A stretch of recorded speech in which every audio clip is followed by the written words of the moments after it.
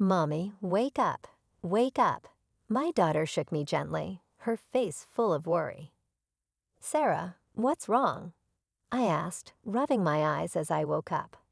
Mommy, I think you shouldn't be with Daddy anymore, she said urgently. I was wide awake in an instant, confused by her words. What do you mean? I asked, trying to understand. Sarah explained that she thought it would be better if Dad and I split up. I was shocked by her suggestion, but as she explained, I realized she had a point. My name is Emma Simpson, and I'm a 34-year-old mom who works full-time. I sell insurance for a big company. Balancing work and taking care of Sarah, especially since I have to drop her off and pick her up from daycare, is tough. I have to finish all my work between 9:00 a.m. and 5:00 p.m. I've been doing this job since before I got married, and now more than 10 years have flown by. I've worked hard and earned my place in the company. Even though I have a family, I can't afford to slack off at work. Why do I work so hard? It's for my daughter, Sarah. She just turned 5, and she's such a bright kid. Sometimes I'm amazed by how mature she is for her age.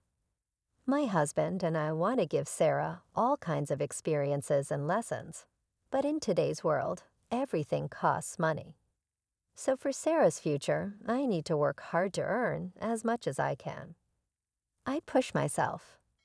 My husband asks me for money every day, just in case something unexpected happens.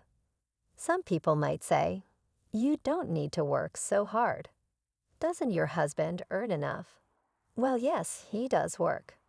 But here's the thing, my husband's job isn't very stable. He works for a company that hasn't been doing well lately, so his salary keeps getting smaller. Right now, it's only about a third of what I make. It's hard to rely on him for money.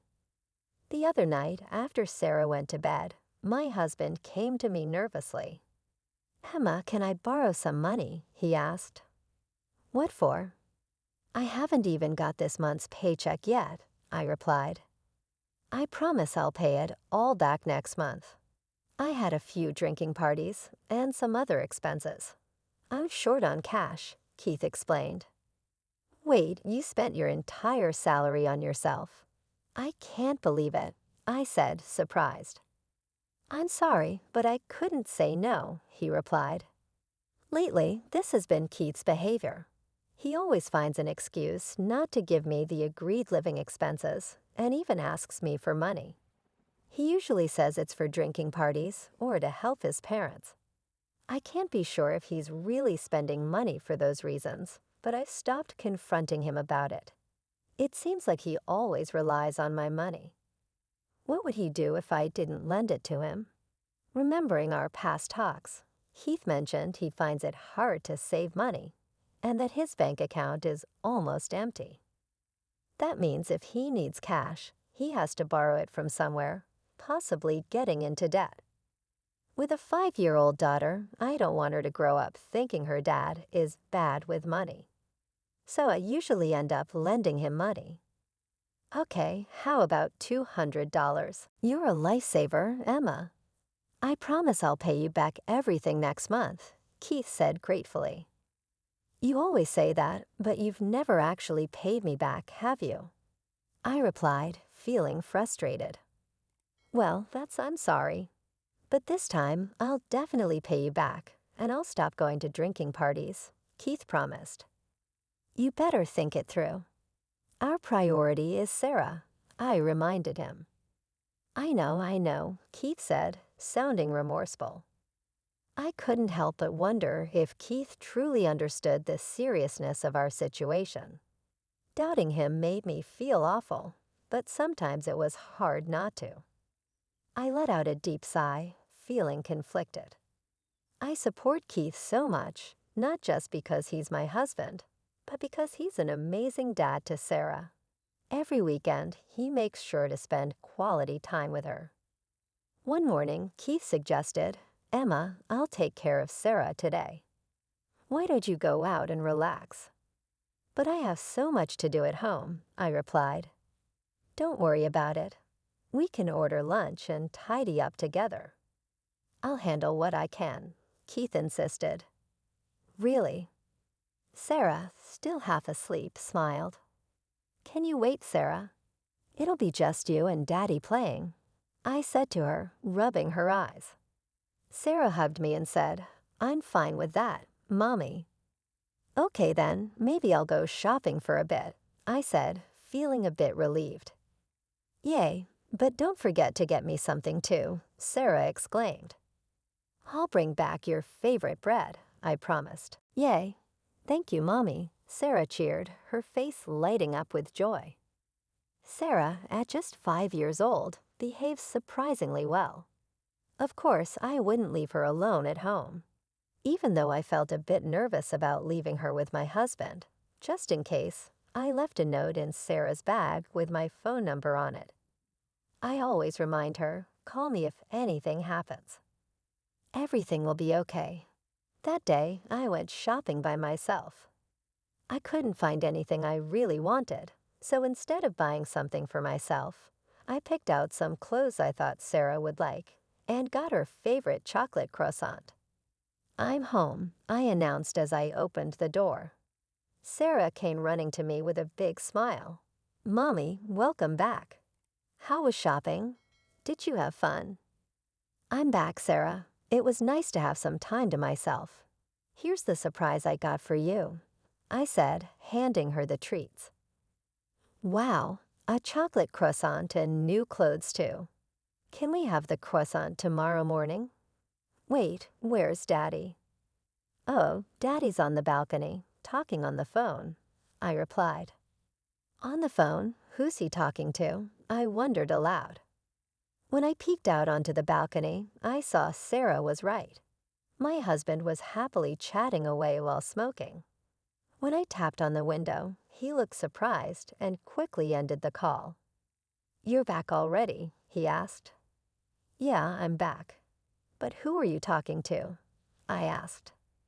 Oh, just work stuff, he replied casually. You left Sarah alone inside the house, I asked, feeling a bit frustrated. I'm sorry, it came up suddenly. Sorry, Sarah, he apologized, looking sheepish. Sarah looked disappointed and said, Mommy, did you know Daddy said he'd play with me, but he was on the phone a lot today. Really? Yeah, you're right. He promised we'd read a book together, she confirmed, sounding let down. When I looked at my husband, he seemed regretful. That night, we had dinner together as usual, and I bathed Sarah. Because I felt bad for leaving her alone during the day, I tried to spend extra time with her. After Sarah fell asleep, I had a serious talk with my husband. Keith, are you really that busy? It feels like you're always on work calls, even on weekends. Yeah, the workload has been crazy, and I've had to do a lot of overtime. So when I've been coming home late lately, it's because of work, not going out drinking. Okay, it's because of work. But when you're on the phone, can you make sure to spend time with Sarah too? Work is important, but so is our family, I reminded him. Okay, but Sarah looked really lonely. From now on, when I go out, I'll take Sarah with me. And if you're going to be busy with work, just let me know in advance, Keith promised. Got it. I'm going to bed now, Keith said, bidding goodnight before heading to the bedroom with his phone. For the past 6 months, Sarah and I have been sleeping in the same bed more often, while Keith slept alone in the bedroom. Although I enjoyed sleeping next to Sarah, I couldn't deny that our time together as a couple had decreased. Keith didn't seem bothered by it, but as a woman, I sometimes felt a twinge of loneliness. Then one night, Mommy, wake up. Sarah's sudden voice jolted me awake. I glanced at the clock. It was 2 a.m. in the quiet darkness. Keith must have been asleep in the other room. I sat up and asked, Sarah, what's wrong? Mommy, I have a request, Sarah said seriously. A request? What is it? I want you to break up with Daddy. What? Sarah's words snapped me out of my drowsiness instantly. What did you just say? Mommy, I want you to break up with Daddy. Sarah had indeed said those words. Trying to mask my shock, I looked into her eyes. Why would you say something like that? Because, Mommy, if things stay like this, you're in danger. Danger? What do you mean? I'm okay, I said, feeling alarmed. But Dad, he wants to hurt you, she said, tears streaming down her face. My heart pounded in my chest. What happened, Sarah? I asked as I gently stroked her back to calm her down. Earlier, when I got up to use the bathroom, I heard Dad talking on the phone in his room. Really? What was he talking about? I asked, feeling a mix of worry and confusion. He said it would be good if something happened to you, Mommy, so we could get the insurance money. What's insurance money? Sarah asked innocently. Deep down, I already knew. They were talking about hurting me on purpose. Why, Keith? Why would he say that? Also, Daddy said, I love you on the phone, but not to you. It was to someone else, Sarah added. Don't worry, Sarah. I'll make sure everything's okay. I reassured her. The tears were welling up in my eyes. My daughter, so young yet so perceptive, must have sensed something was wrong. Children are often very aware of their parents' feelings and actions, even at a young age. Despite her tender years, Sarah must have been deeply worried about my safety. At that moment, tears of gratitude and anger mixed in my eyes. Gratitude for Sarah's bravery and concern, and anger and sadness toward Keith for his actions. My little girl was trying so hard to protect me. Now that she had spoken up, it was time for me to take action too. I couldn't ignore this any longer. Looking at Sarah, I began to speak slowly. Sarah, I need to talk about something very important. Can you listen carefully? I'm listening, Mommy. And if what you said earlier is true, then you can't stay with Daddy anymore. Right. That's right. I'm considering leaving this house.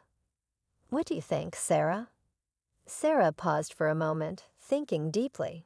Then she looked at me with determination and replied, I want to stay with you, Mommy. Are you sure about leaving? Yes, I'm sure. I can't be without you. Thank you, Sarah. Let's go. I instructed her to quietly and quickly gather her things. Sarah began to pack her backpack, being careful not to make any noise that might alert her father. I hadn't realized how mature and responsible she had become. Touched by her growth, I prepared to leave too. Leaving my wedding ring on the living room table, we left the house together. It was still dark outside as we made our way to my parents' house. When we arrived, I rang the doorbell at 5:00 a.m. My mother, looking sleepy, answered the door. Emma and Sarah, too. What brings you here so early? I'm sorry for dropping in like this, Mom. Can we stay here for a while? Of course, dear. But what's going on? Is there something you need to talk about? After my mother showed me to the living room, she put Sarah to bed in the adjacent room. Sarah looked exhausted and quickly drifted off to sleep. A comforting cup of tea sat on the table in front of me, courtesy of my mother. Taking a sip, I gathered my thoughts and began to speak. It seems Keith is planning something. Something involving me, possibly an accident. I said, the words heavy on my tongue. My parents were stunned into silence. My father, trying to maintain his composure, asked, What do you mean? Why would Keith do such a thing? Sarah overheard Keith talking on the phone. He told the person on the other end that he loved her. I suspect he's having an affair. That's unbelievable, an affair. But Sarah only heard the call. How can you be sure? My father's disbelief was evident in his tone. I brought Keith's tablet. If we look into it, things might become clearer, I said, pulling out the tablet from my bag. Since Keith wasn't likely using his phone to communicate with his lover, he must have been using the tablet instead. When I opened it, I found that it wasn't locked. As I cautiously scrolled through the screen, my suspicions were confirmed. Opening the email app, I found numerous exchanges with a woman I didn't recognize. This, my mother pointed at the screen, appears to be a detailed plan to cause an accident involving you. I quickly snapped photos of the emails as solid evidence and printed out the conversations for future reference. Just then, my cell phone rang from inside my bag. Glancing at the screen, I saw it was a call from Keith. With determination, I answered the call and switched to speaker mode. Hello. What's up, Emma? Where are you? I woke up and no one was in the house. I'm worried. Keith's voice came through. Is that all you have to say? Really? What do you mean? I'm worried about the two of you.